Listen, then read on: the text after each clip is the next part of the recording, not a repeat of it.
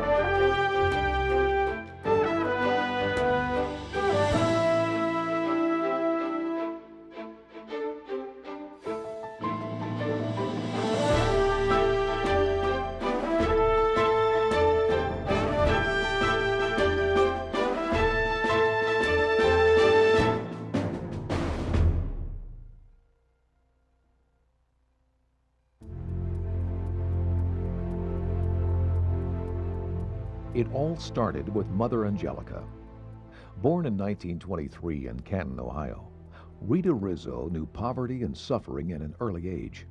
Her parents' divorce filled May Rizzo with anxiety and depression, surrounding her 6-year-old Rita with fear and isolation both at home and at school. Then at age 19, a miraculous healing from a recurring stomach ailment opened an entirely new world to Rita.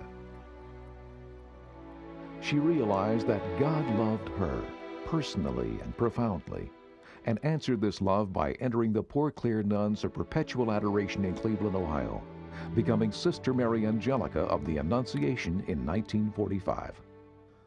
If it was a cure that brought Mother Angelica to interreligious life, it would be a serious accident that launched her into a whole new adventure she could never even have dreamed of. The accident was a back injury, which threatened to leave her paralyzed for the rest of her life. The night before her surgery, Mother Angelica made a promise to our Lord.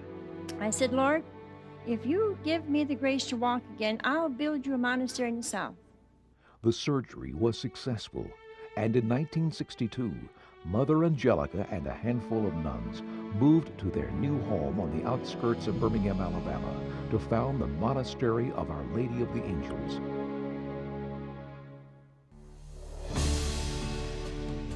In the 1970s, Mother Angelica began to write small booklets of inspiration and encouragement in the Catholic faith. The booklets, printed by the nuns themselves and distributed free of charge, would find their way to every corner of America and beyond. Invitations to give talks and lectures followed, and then came videotapes and their broadcast through local television. And then there was that memorable afternoon in 1978, when Mother Angelica was struck by the small size yet powerful potential of a TV station in Chicago. And I said, Lord, I've got to have one of these. A few years later, with $200 in her hand and an unshakable trust in divine providence, Mother began to transform what was to have been the monastery garage into a TV studio. It was 1981 and the beginning of the Eternal Word Television Network, EWTN. Name of Jesus, who is Lord, may his eternal word be proclaimed.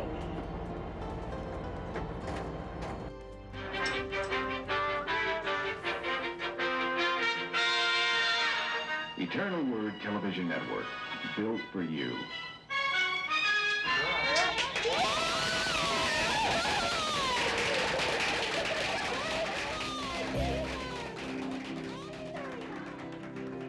EWTN began transmitting just 4 hours a day, but thanks to the generous and enthusiastic support of its family of viewers, by 1987, EWTN was firmly established as a 24-hour cable network in the United States.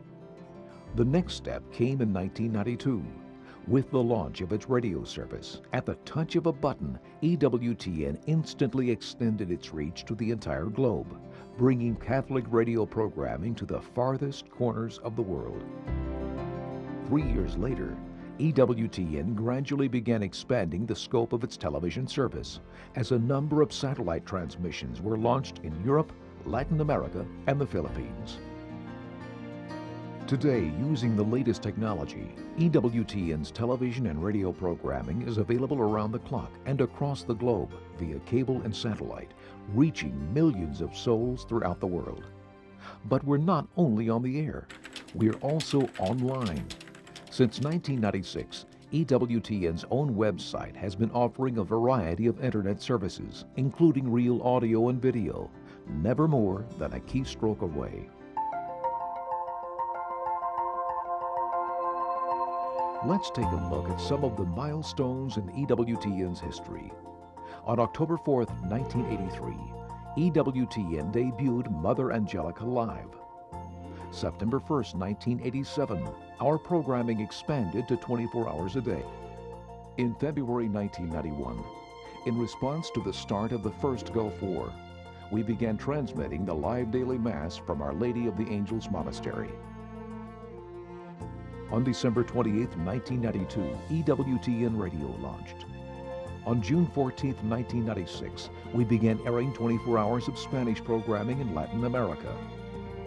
On September 4, 1996, the World Over Live debuted, followed by the debut of Life on the Rock on January 10, 1997. On September 5, 1997, the Journey Home debuted. And 1 year later, on September 7, 1998, our Spanish live show, Nuestra Fe en Vivo, debuted. Then on September 5, 2003, came Raymond Arroyo's exclusive Vatican interview with Joseph Cardinal Ratzinger. Less than 2 years later, Cardinal Ratzinger would be elected Pope Benedict XVI, following the death of Pope John Paul II. And speaking of John Paul II, no review of EWTN's history would be complete without a look at the network's almost 25-year relationship with, as he is affectionately and prophetically called, John Paul the Great. Throughout most of his pontificate, EWTN would be the primary source of coverage for John Paul II's stupendous and unprecedented global papal visits. Let's take a look at just some of our coverage over the years.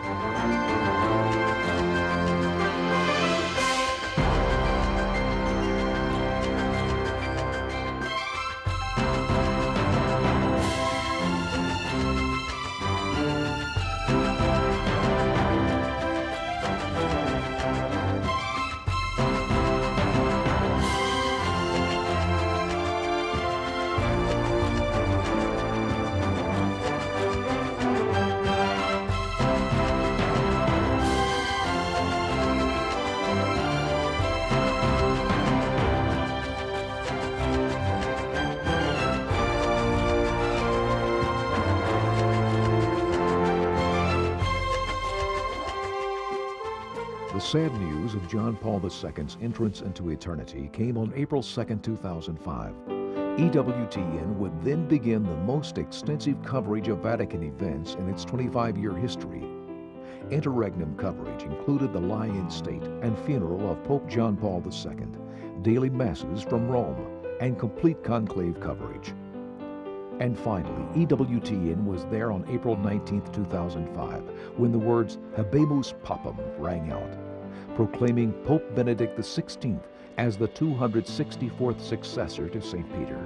EWTN will continue to be your home for full coverage of all the major papal and Vatican events, from World Youth Days to canonizations to liturgical and seasonal events.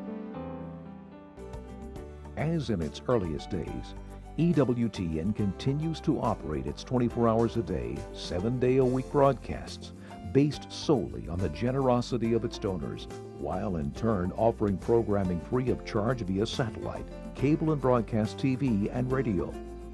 EWTN's mission is to respond to the call for a new evangelization by putting the media at the service of the gospel.